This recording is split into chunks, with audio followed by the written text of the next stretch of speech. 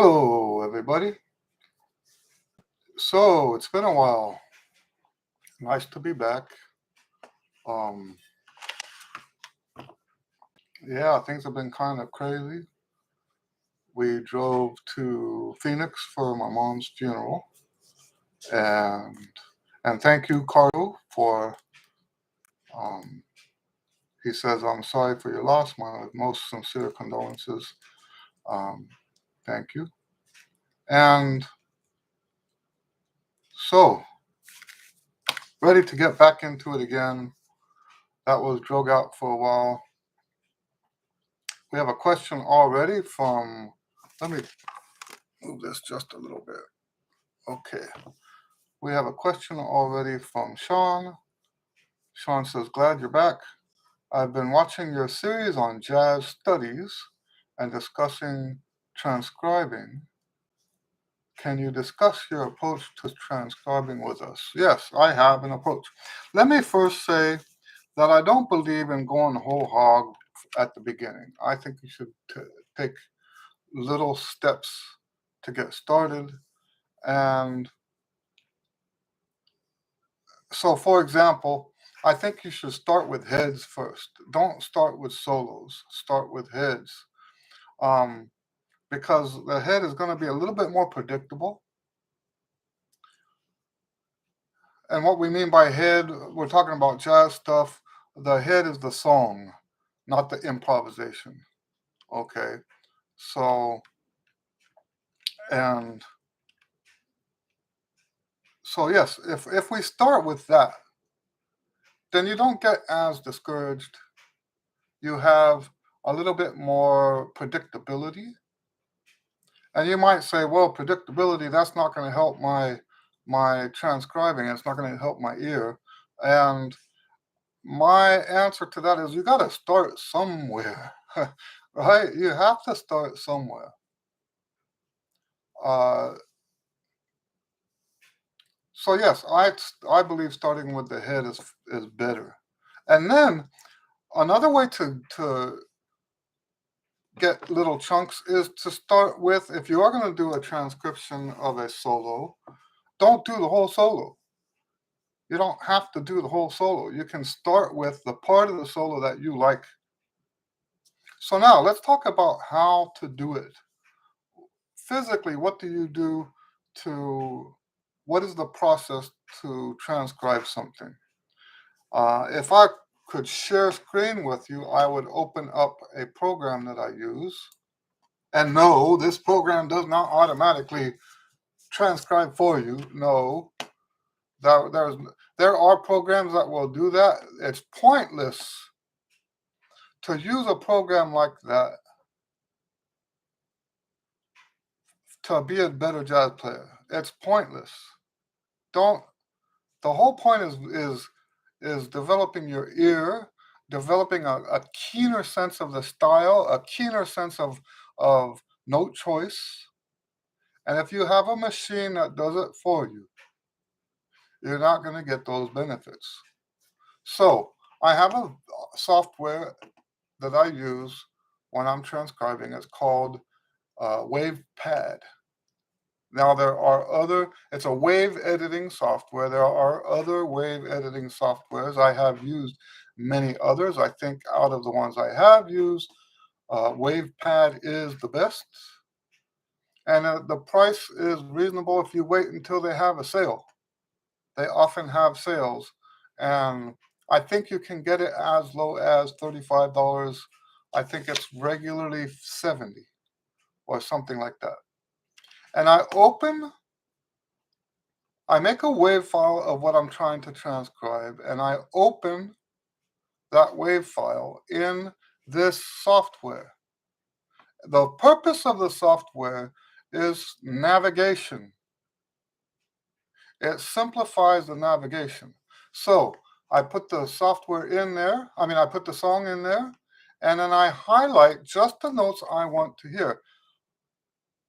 And that makes a huge difference. You can even highlight just one note. And then you match on your trumpet. I'm not going to pull out my trumpet today because I have an injured lip.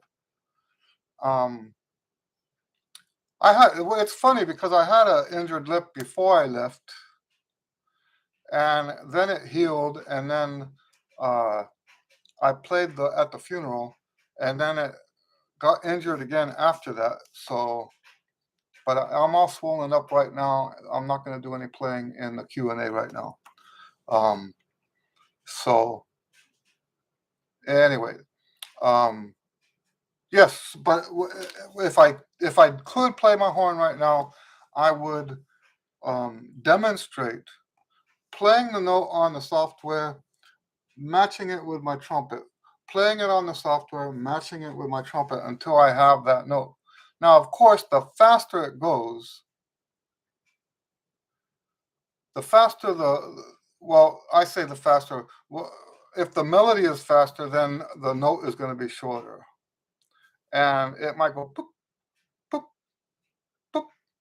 And now you have to figure out what is that note. You play it. Boop. No, that's not the right note. Boop. Nope, that's not right note. So you keep, in other words, it's a process of trial and error. A process of trial and error. You play it, you figure out what it is. You play it, you figure out what it is. And yes, if you have to break it down note by note, you can do note by note. If you can do 2 notes, 3 notes, 4 notes, that's what you do. And it's very nice. You can in the wave editing software, you can easily see the notes that you're trying to transcribe. Okay, so you just highlight those notes. You play it, try to play it back. Play it, try to play it back. That is the process. You would think that it's more involved than that. It's not more involved than that. There is, so what we're talking about now is figuring out what the notes are. There is a whole different art to figuring out the rhythms. I don't necessarily think that it's important to figure out the rhythms for the writing part. It is important to get the right rhythms when you're playing it back. It's not necessarily important to be able to write those rhythms out. If you want to become someone who writes and publishes not just transcriptions, but anything, right? Then you want to get better at being able to write rhythms the way they are. But let me tell you this. There are oftentimes published transcriptions where the rhythms are not right. And the notes too, for that matter, a lot of times. So I don't think it's important. What's important is to be able to play back what you heard. And you write down whatever it is that you need to write down to be able to do that. Which brings up another, at a higher level, you can do this without writing anything down. That's a much more advanced way of doing it. The process is still the same. You still highlight the notes you want to copy, you want to learn. You still try it back and forth until you get the right one. The problem with not writing it down, see, there's pros and cons to both sides. The problem with not writing it down is the problem with forgetting. Now, I'm not saying everybody forgets. It depends on how well you learn it. And to be honest with you, most students aren't serious enough to do that. To do it by ear without writing it down and have it stick so that 5 months later you can pull it out and play it again requires a lot of repetition. And what I'm saying is a lot of people just don't invest enough time to make that happen. Yes, it is better Yes, it is better. If you can do that, it is better. But there is so much for the ones that can't do that. There is so much to be gained by writing it out.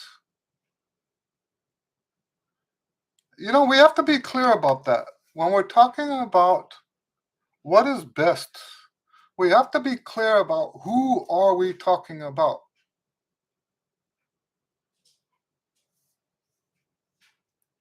It is always best to do things the best way. Not every trumpet player in the world has time to invest to do it the right way.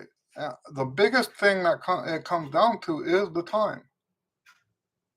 So if you don't have that time, how do you create the best results that you can create?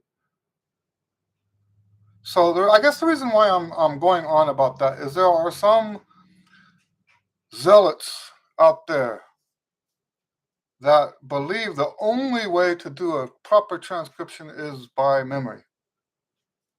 And that is true for everybody that wants to be the best of the best of the best of the best. That is true. The only way to do it is by memory because that's the best way to do it. But people who don't, don't get me wrong, we all aspire to be the best that we can be. But not all of us have the time to be the best that there is. I hope that makes sense. So if you don't have time to be the best as out there, then what's best for you is not necessarily what's best for them. Because of this, right? If you spend all of your time doing this one thing, sure, that's the best way to do that, but is it best to make that the only thing that you do? There are other things that are equally important. Anyway, so that's the process. First thing, I'm going to summarize here. First thing is to start small. Work your way up to bigger projects.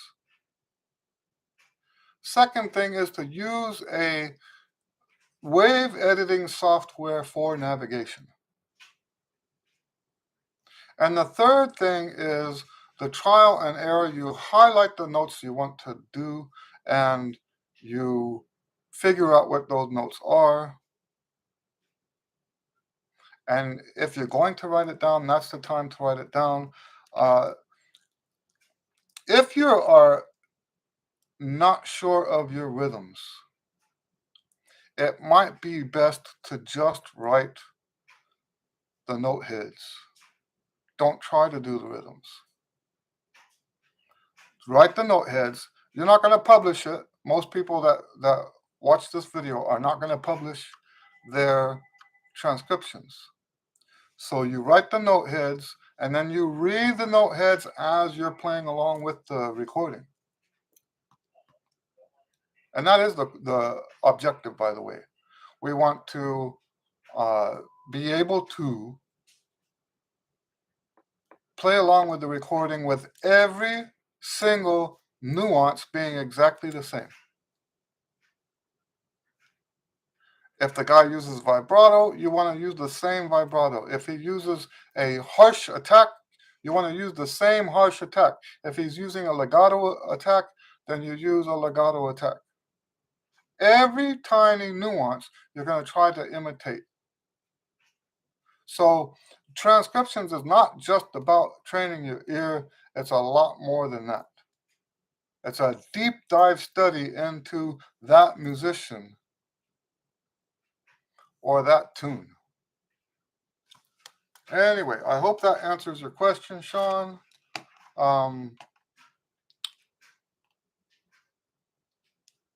Next question is from Claude. How to gain a fuller sound, Eddie? And sorry for your loss. Thank you very much. Okay, fuller sound. So, that's one of those, when we start adding adjectives to sound, it gets difficult for us to know from one person to the next what that word means. So, what is a fuller sound? To me, a fuller sound is a sound that has less air in it. So, I'm going to approach this from that perspective. We want to have less air in the sound. Most of the time, now there are exceptions to this, but most of the time, air in the sound comes from too much pressure, and too much pressure comes from fatigue.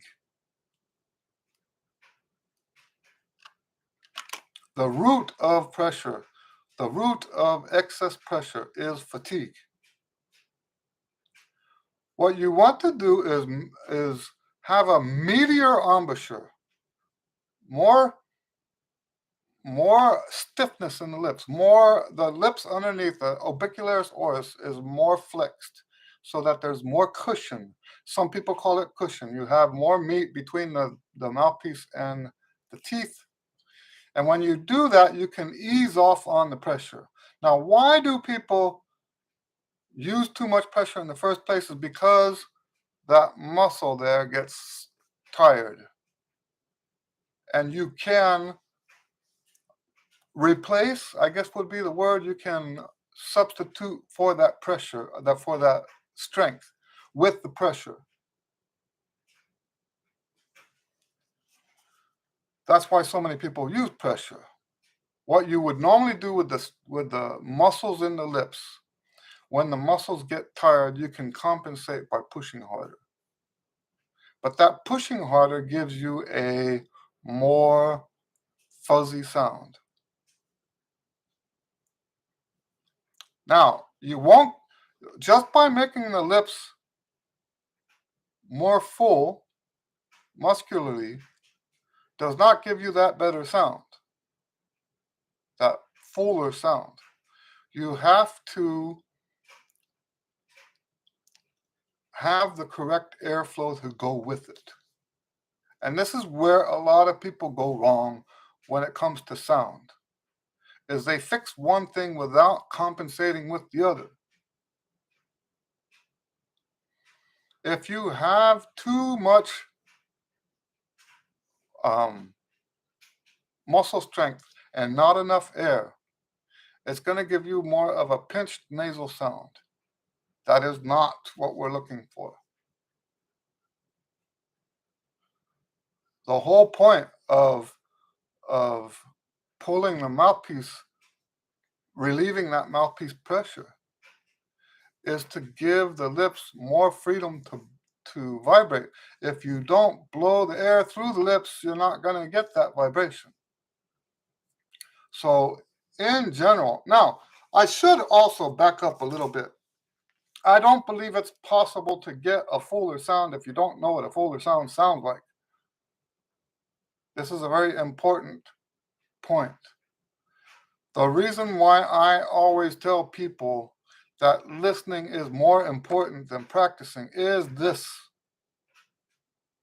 You have to know, and we can use whatever adjectives we want, but you have to know what you want to sound like based on what you hear other people do. My sound model, and some people don't like this, I don't care. My sound model when I was in high school and college was Wynton Marsalis. I wanted to have that same beautiful fat sound that he had. So what did I do? I had more Wynton Marsalis albums. CDs weren't out yet. I had more Wynton Marsalis albums than any other artist.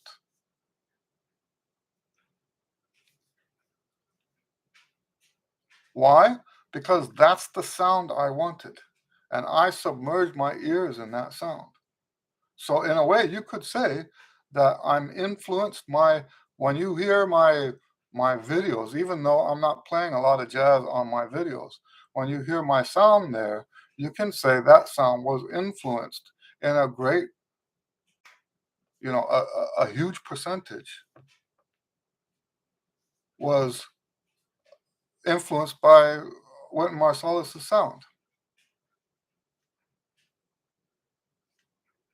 I remember telling people in the 80s that I wanted Wynton Marsalis sound, um, Alan Vazuti's range and technique, and Freddie Hubbard's harmonic control. That's what I called it back then, harmonic control. And what I didn't know back then is that you can't have Wynton Marsalis and Alan Vazzuti in the same person. That's not possible. The reason why Alan Vazzuti, among other things, I shouldn't actually be naming names like this because I could, there are so many zealots that worship these names, and they will hate you after that. After making, I get hate just by complimenting people. It's if I'm not even complimenting them, I hate to see how far that goes. But anyway, let me just say it this way: to get Wynton Marsalis' sound, I don't think the ease of range is possible like what you have with Alan Vazzuti. Those two are different ends of a spectrum. What you have to do physically in your mouth to have that ease of range takes that sound away. Remember what we're talking about here: sound of Wynton Marsalis, ease of range of Alan Vazzuti.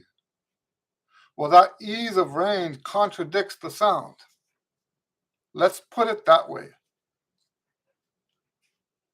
Now. I'm not saying Alan Vazzuti has a bad sound.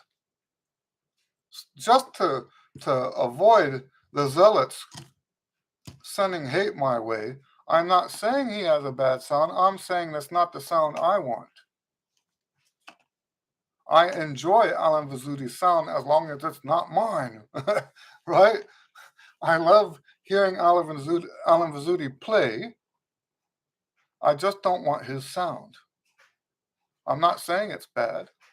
I think a lot of people can't comprehend that.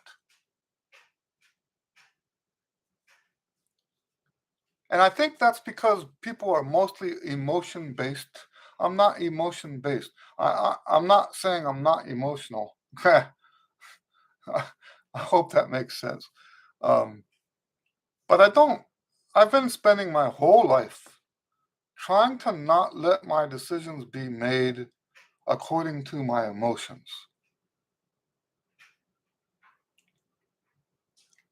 And yes, I understand that that's stoicism. I don't consider myself a stoic, but I do like the word stoic as an adjective to describe what I'm talking about. So what I say to some people is stoicism with a little s instead of a capital S, if that makes any sense. And yes, I think a lot of people, when they're experiencing music, they do it from an emotional perspective, and they cannot understand how I could say I enjoy Alan Vazzouti's sound. I just don't want it for myself. A lot of people can't comprehend that. I said the same. The first time I ever said that was for Maynard Ferguson. The very first time I ever used that wording was when someone asked me, "Don't you want to play like Maynard Ferguson?" And I love listening to Maynard's recordings. And I love his sound. That doesn't mean I want to play like that. I don't want his sound, and I don't want to play like that. That doesn't, so yeah, a lot of people just can't comprehend that. Anyway, so the point I'm making is that when you set out to make your sound better, you have to make your concept of what the sound is better. You have to have a better concept first. Then the stuff that I talked about earlier can take place. I hope that makes sense. Anyway, on to the next question.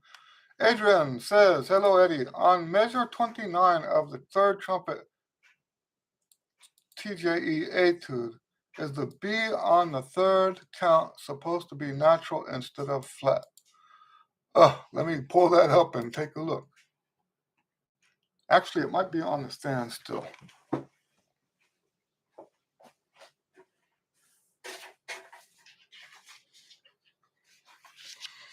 Oh, let's see where we're at here.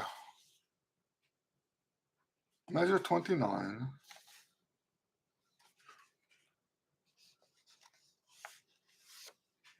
Okay, so I know what you're talking about. Let's talk about that. So I'm going to hold this up so that you guys can see it. I'm going to try to only get that measure because I don't want to have any copyright issues here. So the measure in question is right here. And notice that it's B natural on the bottom and it's not marked on the top. In the past,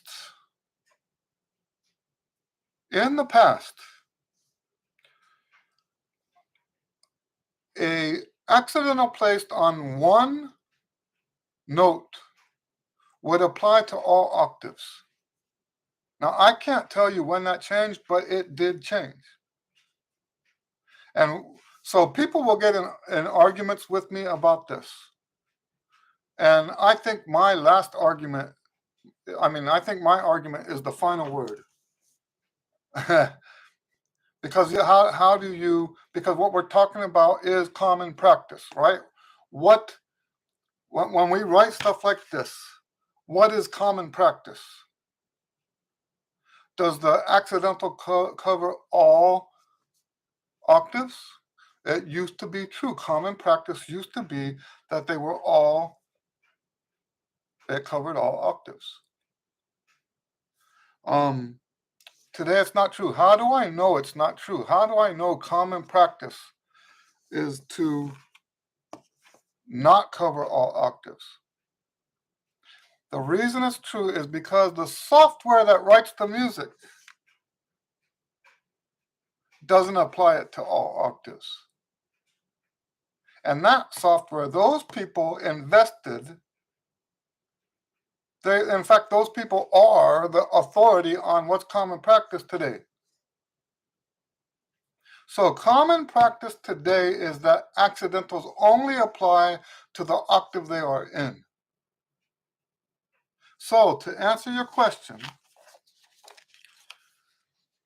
the higher B is a B flat. The natural in modern written music only applies to that one octave. This question comes up every single year.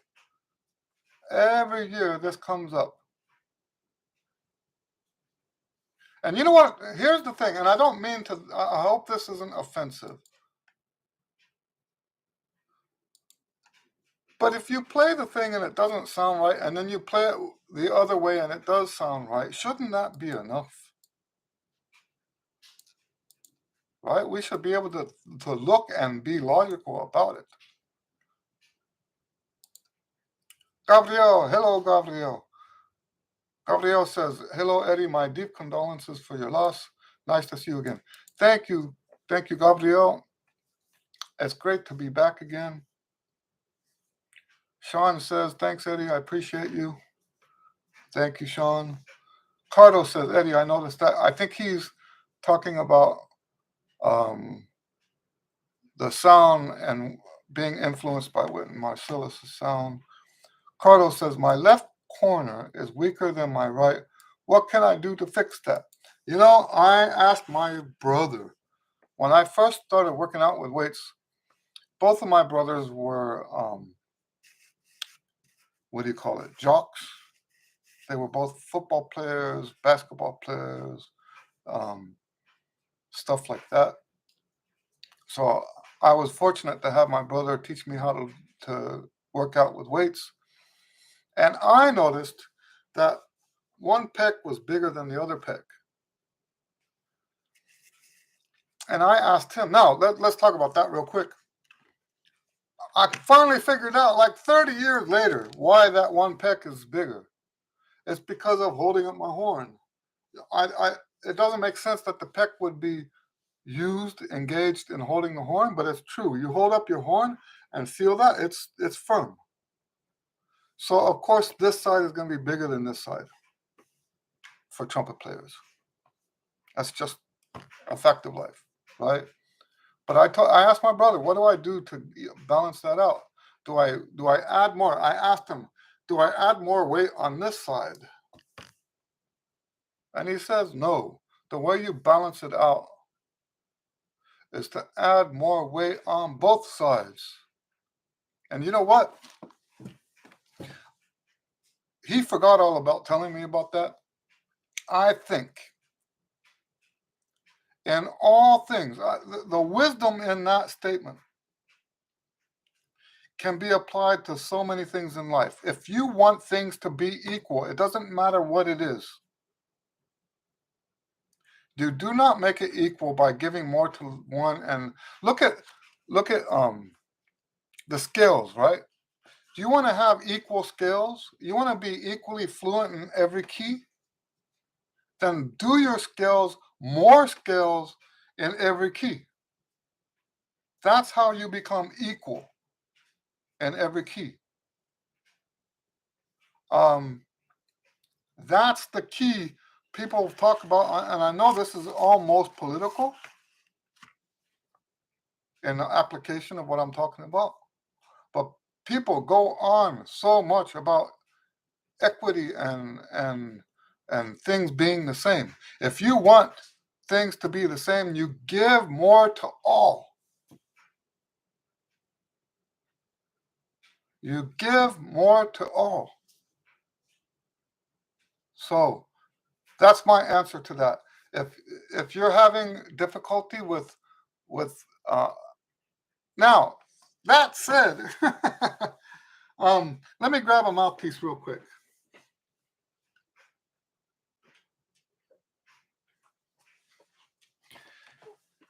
If your embouchure is not centered, because mine's not,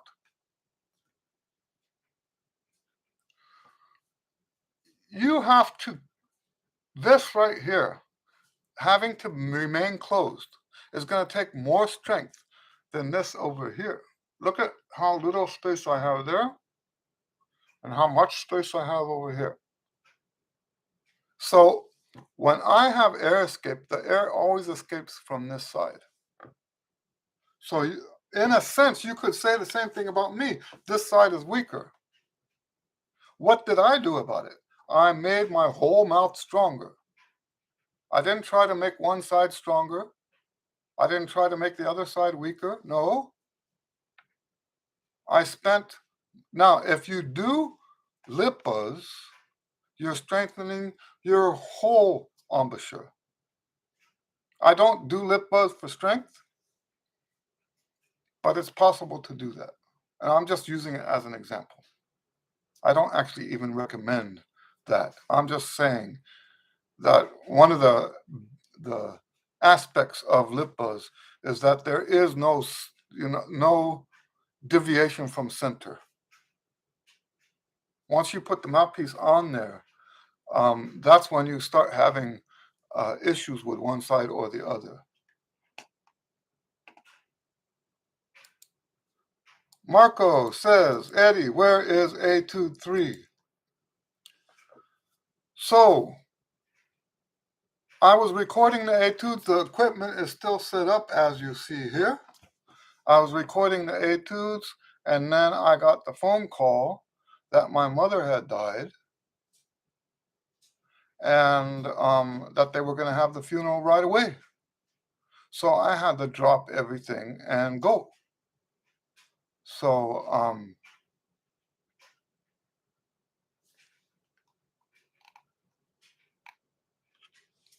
yeah, that's where the etude is. That the etude doesn't exist yet.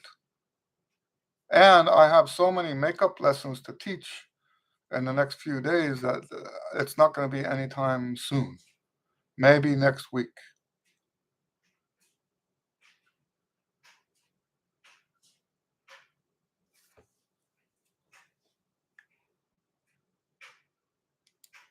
Ha! Miguel Ramos says, Eddie, these etudes are so strange this year. There's no melody and the phrases go nowhere. They are so weird. The second one phrases simply don't make sense.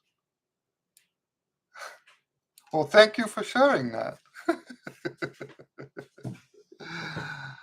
You know what? I have a suggestion for you, Miguel. Why don't you write the etudes next year?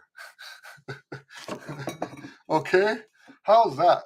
You write the etudes and you make some better phrases out of it.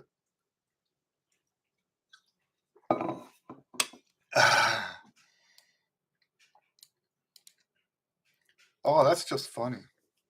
Any other questions? That's not even a question, right? That guy is just telling me my etudes suck.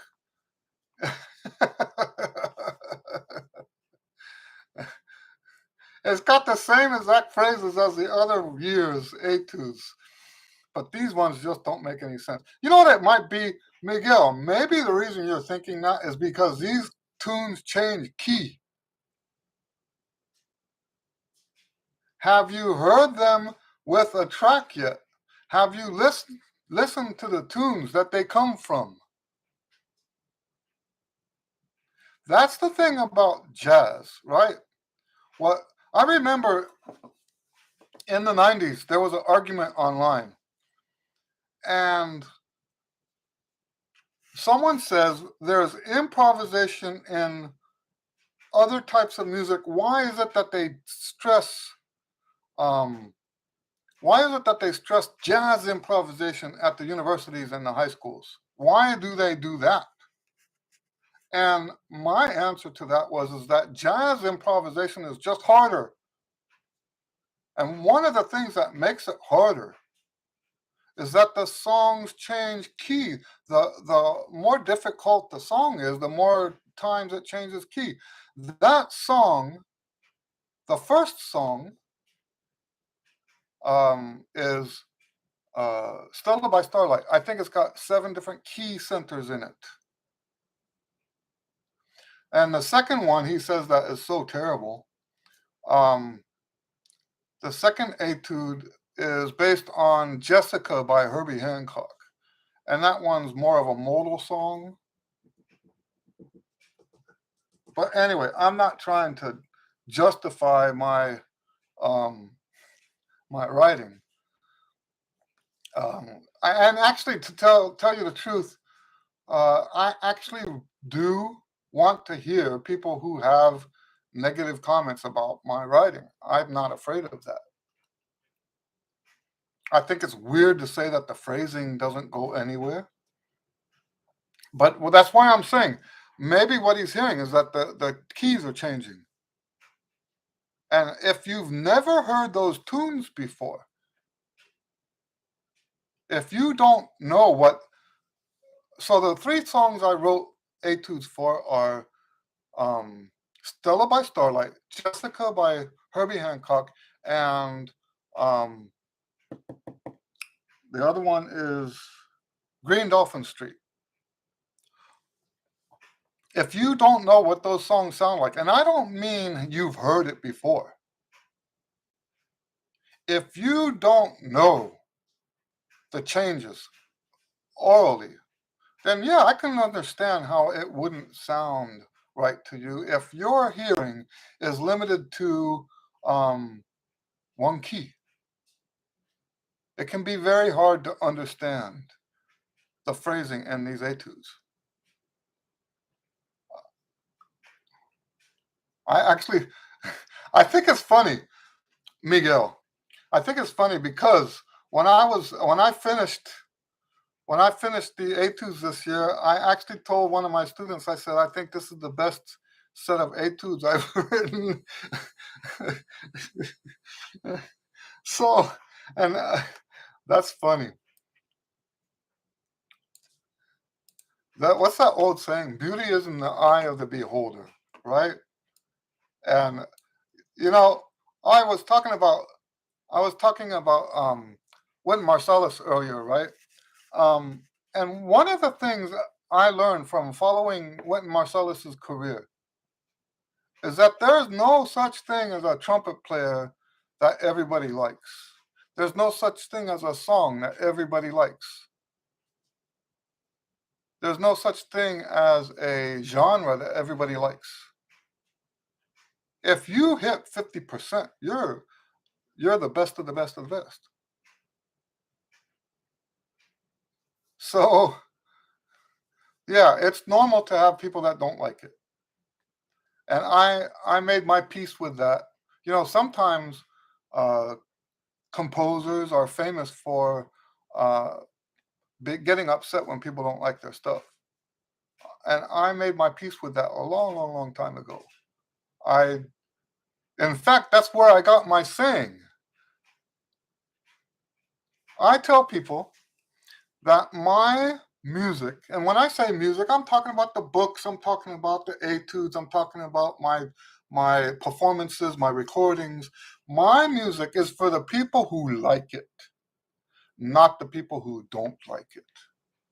I'm not trying to impress people who don't like my music.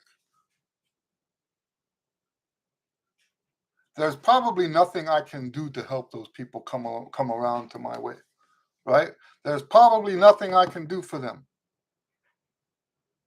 I'm not trying to make more people like it. I believe there's enough people in the world that like what I do that I don't have to try to impress the other ones. And you know what the weird thing about that is? A lot of times people who get stuck on this idea that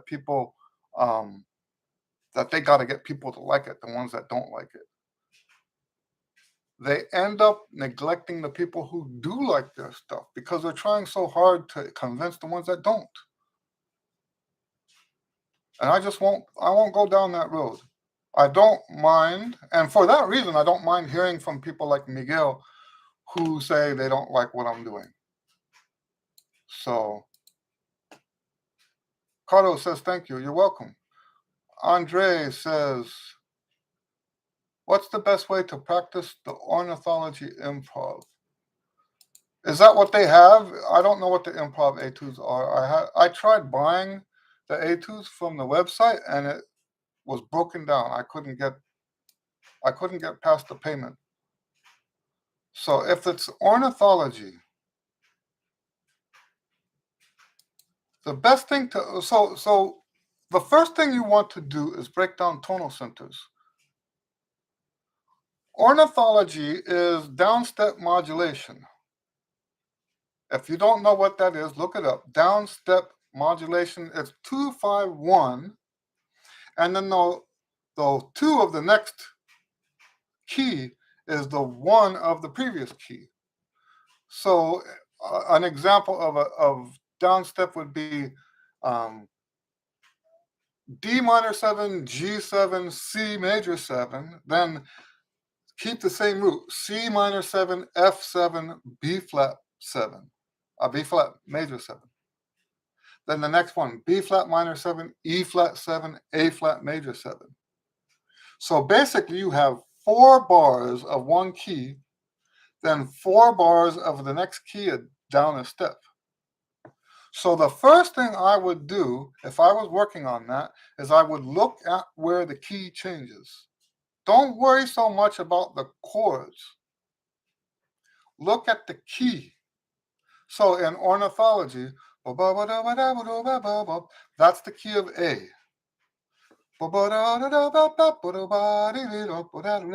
That's the key of G. Okay, that's the key of F. It went down in whole steps. A, G, F. Okay, we call that downstep modulation. And the key to playing well on that tune is knowing where the chords are, or where the keys are. I'm sorry, I kept saying chords. So yes, that's how you get started on that. Gabriel says, Eddie, how can I train the 9/8 tempo? Always make mistakes. Oh, I always make mistakes, especially when there are pauses. Huh. Before I answer your question, I always love sharing this with my students. In the old days, they used to call that perfect time. And the reason it was perfect was for religious reasons, because they talk about the Trinity, right? And so 9/8 is a measure of 3 beats, and the beat is divided by 3. So that's why they call it perfect time. It's like the Holy Trinity at the beat level and at the subdivision level. So, and I'm talking about like the Middle Ages. They called that perfect time. And I think the symbol for that was just a circle, which makes sense, right? Anyway, so how do you train on that? Um, you know what I used to do with the students that had trouble with that is I would rewrite the music, or sometimes make them rewrite it. It depends on what their level of understanding was. Um, as 3/4 time with triplets. And sometimes that understanding, the understanding it takes to play it a different way, is enough to understand the 9/8 tempo, the 9/8 time signature. Um, the most important thing is to understand that it's in 3, because what you're saying here about the pauses indicates to me that, yeah, I don't know. So the main thing is to remember it's in 3. You probably already know that, though. So, Gabriel, yesterday I was driving back from Phoenix, and we stopped at a not McDonald's, Dairy Queen, at a ice cream place for lunch, and I heard some people speaking a language in the other booth, and but it didn't sound recognizable to me. And I've traveled enough to know like different. I don't speak a lot of different languages, but I can usually tell what language they're speaking. And in fact, I watch foreign films too.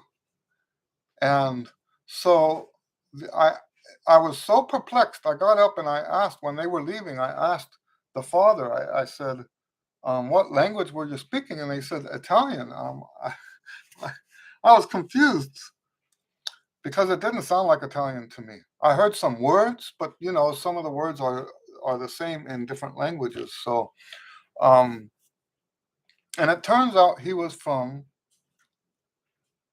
oh, now I forget the name of them, but it was up like northern Italy, very close to the border, and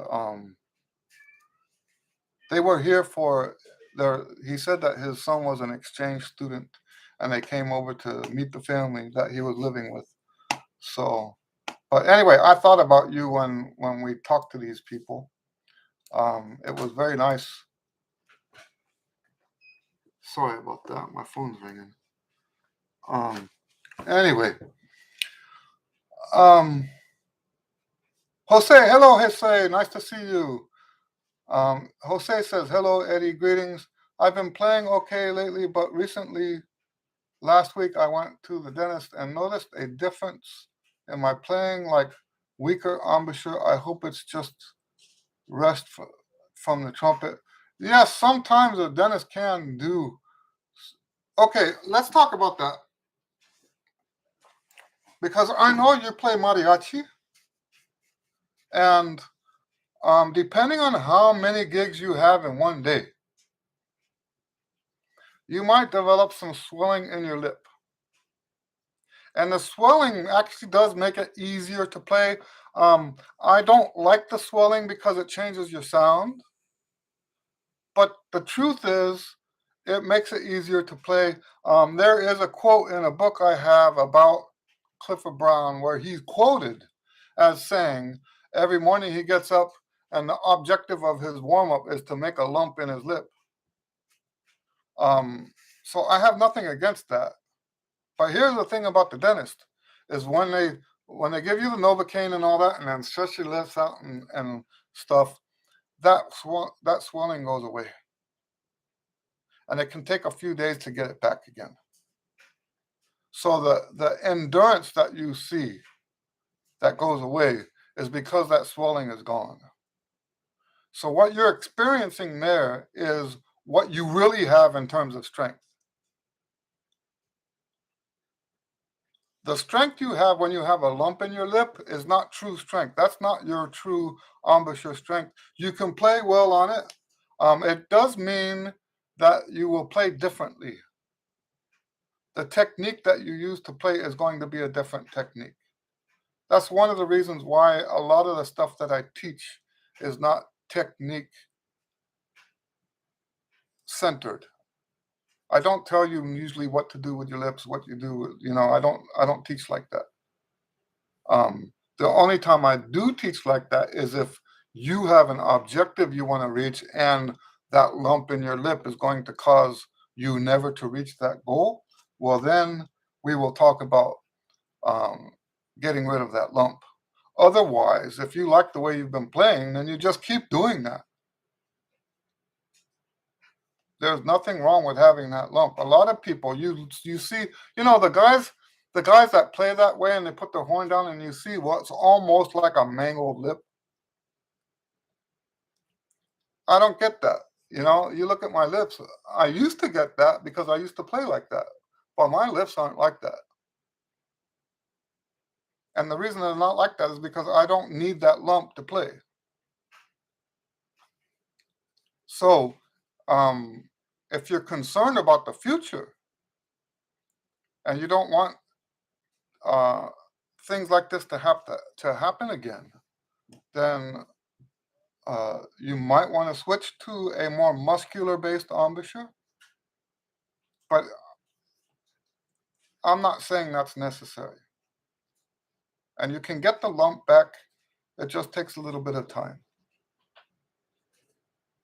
Cardo says some people say that the best way to build up a strong embouchure is by playing soft long tones. What is your opinion on that?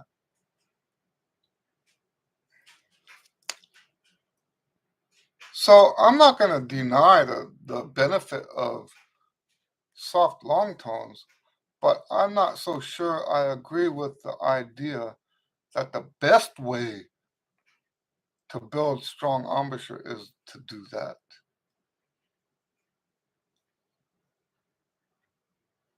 Soft long tones are good for you. But there are other ways to build a strong embouchure. Um, I, if you look at my one range book, it never talks about playing soft long tones, right?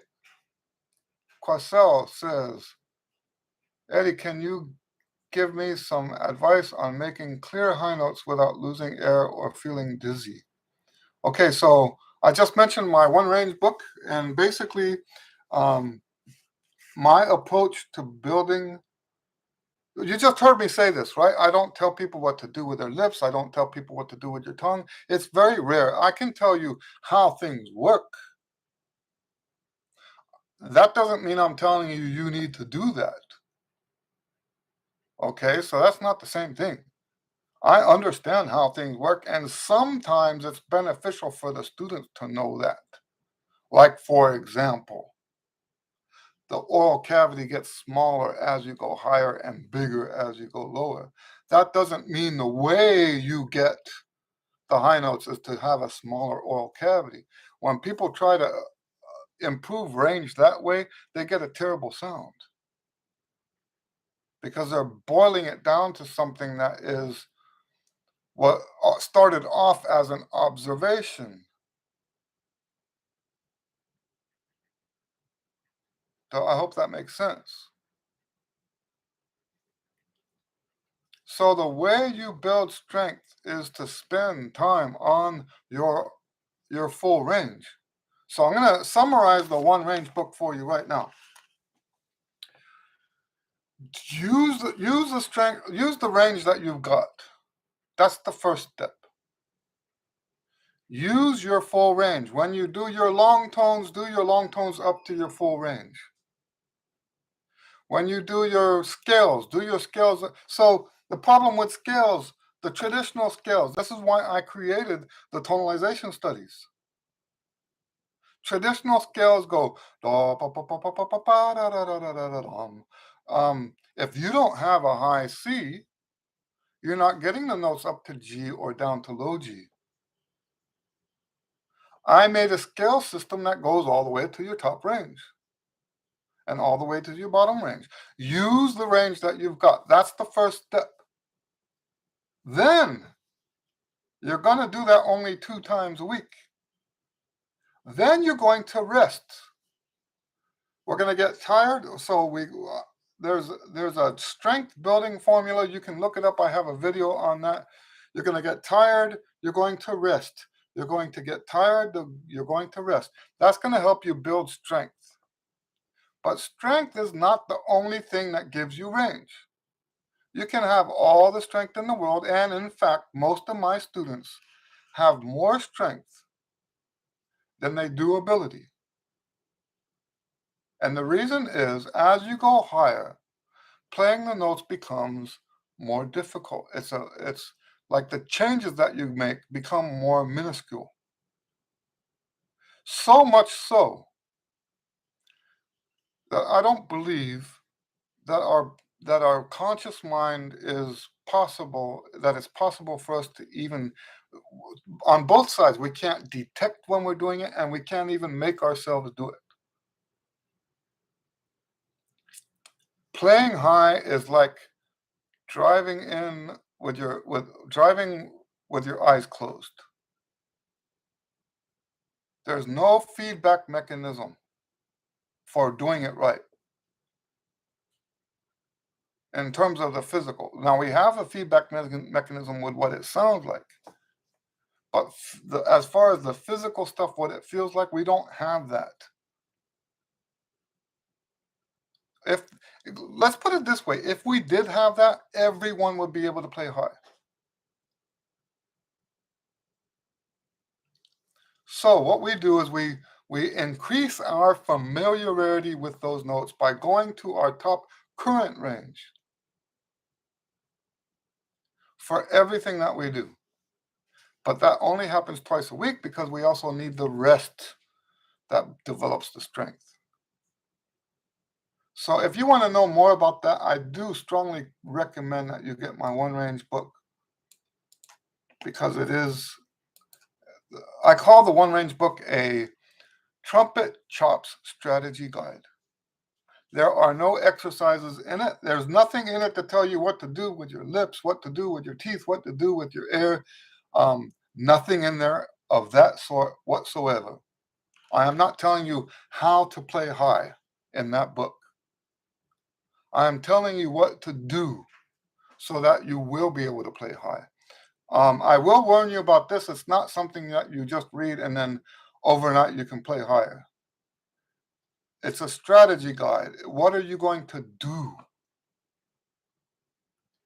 What are the steps you're going to take to get that range? That's what that book is for. Gabriel says, there are lots of slangs in Italy. People from extreme north or extreme south can be impossible to understand to me too if they speak strictly slang. Yeah, I figured it was probably something like that. It almost sounded like, to me, like they were speaking German. It almost sounded like German to me. Jose says, thank you very much. You're welcome, Jose. I'm glad to hear you're doing well with the gigs. Jose is the leader of a mariachi band, and he was taking lessons for a while before COVID. When COVID hit, that's when the lessons ended. But I think before COVID, I think he got his foot in the door. I think he's Jose, if you're still watching, I would love to hear your band someday. So if you have something like a park performance or something like that, let me know. I would go check you out. Okay.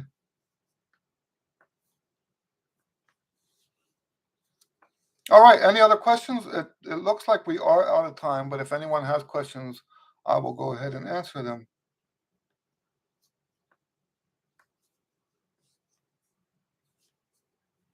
You know this thing about not telling people how to play high, which is basically what every other trumpet teacher does.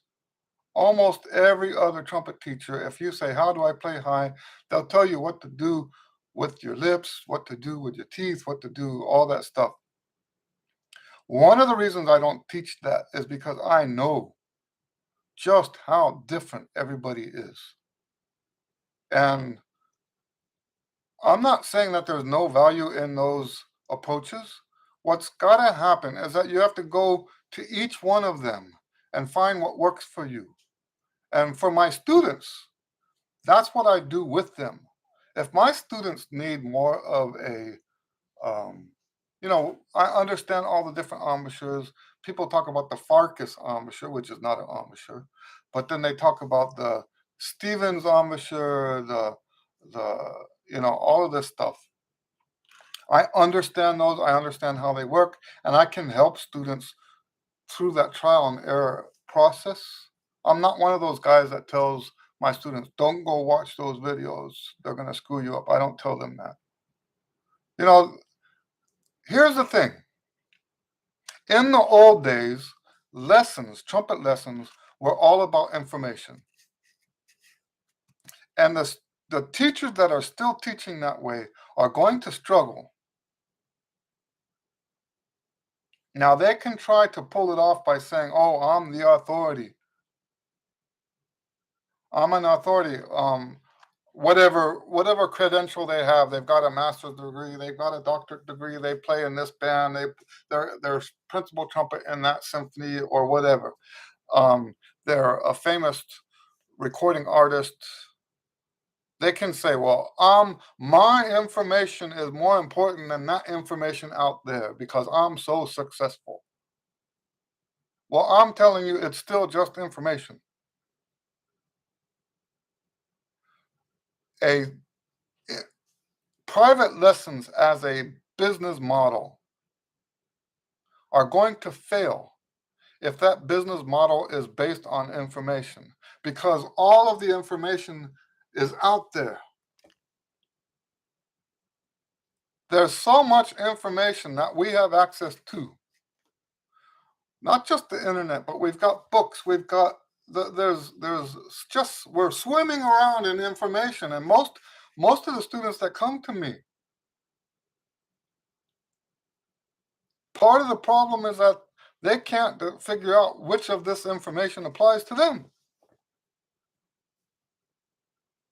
And they need help sorting through it all. So, successful lessons in this modern age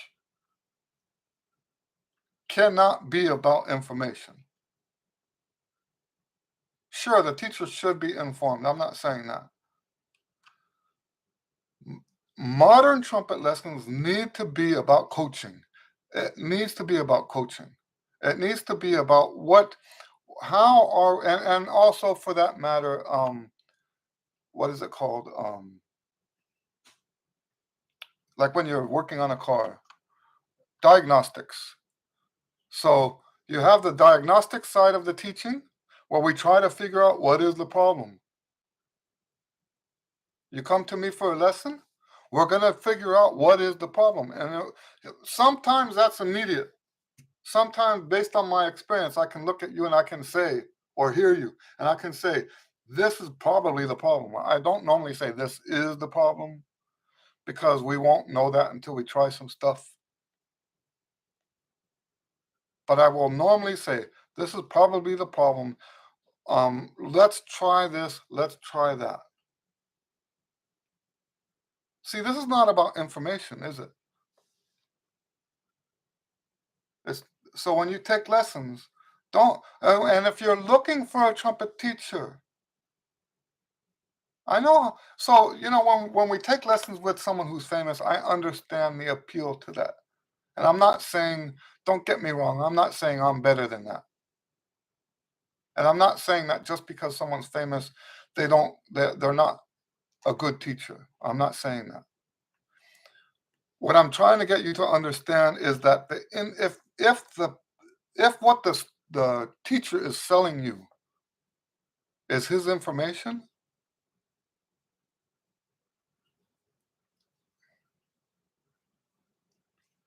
that's not going to work. So maybe what you're really getting from the teacher is that ability to say, "Oh, I studied with so and so." Well, that's something. That's something.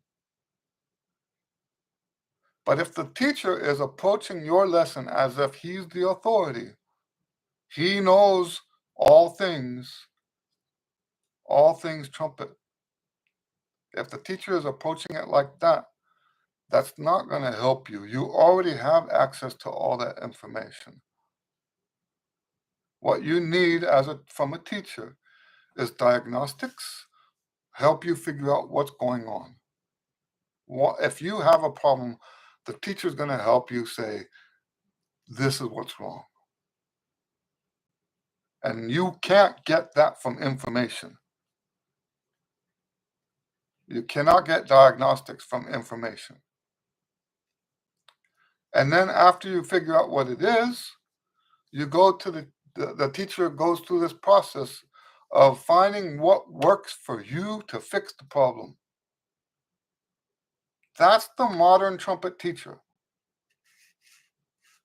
And the ones that want to stick to the old way, where they are the master, they have all the information, you're getting ripped off money-wise because they're selling you something that's freely available, right? They're selling you something that you can go figure out on your own. If the business model doesn't change, then the lesson doesn't work. It's not worth the money. Anyway, all right, since there's no questions, we will wind it down. I'm glad to see you guys. Happy to be back doing this. Have a great week. God bless you. We'll see you next time. Okay.